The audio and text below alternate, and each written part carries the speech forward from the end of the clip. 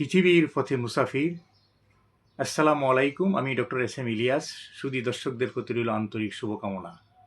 হৃদয় দিয়ে শোনার আহ্বান থাকলো। আশা করি মন গগনে সারা জাগবে। কিছু ভাবনা আজকের আলোচনায় থাকছে লোভ ও প্রেম। লোভ এ পৃথিবীতে রাজত্ব করছে। তার একচ্ছত্র রাজত্বের অন্য কেউ প্রবেশ করার সাহস রাখে না। তার থাবা এমনই বিস্তৃত হয়ে আছে যে সে শূন্যে বাসা বাঁধতে সকলকে সহযোগিতা করে। তার পেছনের অধিকাংশ মানুষ ঘুরে অবশেষে হতাশার মহাসাগরে ডুবে যেতে থাকে। কে তাকে উদ্ধার করবে?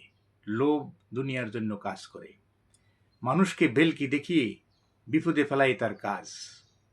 এই দায়িত্বটাই তাকে অর্পণ করা হয়েছে শয়তানের রাজত্ব হতে। প্রেম পবিত্র, এটা আল্লাহর বৈশিষ্ট্য। প্রেম দিয়েই দুনিয়া সৃষ্টি। মানুষ সৃষ্টির মূলেই রয়েছে প্রেম। প্রেম ছাড়া আল্লাহর ইবাদত কবুল হয় না। প্রেমিক সেজো না, প্রেমিক হয়ে যাও। বেশিরভাগ মানুষ প্রেমিক সেজে আল্লাহর ইবাদত করে। মক্কায় আল্লাহর ঘরে হজ ব্রত পালন করতে যায়। চেহারায় পোশাকে প্রেমিক, দান খরাতে প্রেমিক, জুম্মার প্রথম কাতারে থেকে আল্লাহর প্রেমিকের ঘোষণা দিচ্ছে। কিন্তু এ বেয়াকুব জানে না যে আল্লাহ সব দেখেন, সব বোঝেন। তুমি যতই প্রেমিক সেজো না কেন, আসলে তুমি একজন প্রকৃত লোভী।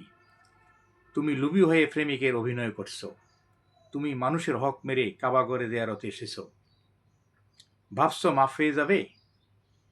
আগে হক পরিশোধ করে এসো, না হয় তোমার কোনো ইবাদতই কবুল হবে না।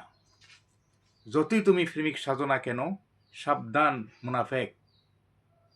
তুমি বেয়াকুব বলে আল্লাহকে বেয়াকুব ভাবছো? লোভ থেকে সরে এসে প্রেমের পথে চলাই জ্ঞানী লোকের লক্ষণ। চাবি আমাদের হাতে। আমরা কি চাবি দিয়ে প্রেমের দরজা খুলব, না লোভের দরজা খুলব? সিদ্ধান্তটা সম্পূর্ণ হবে আমাদের হাতে। ধন্যবাদ। আলোচনাটি ভালো লাগলে লাইক, শেয়ার, কমেন্ট করুন এবং সাবস্ক্রাইব করে সাথেই থাকুন।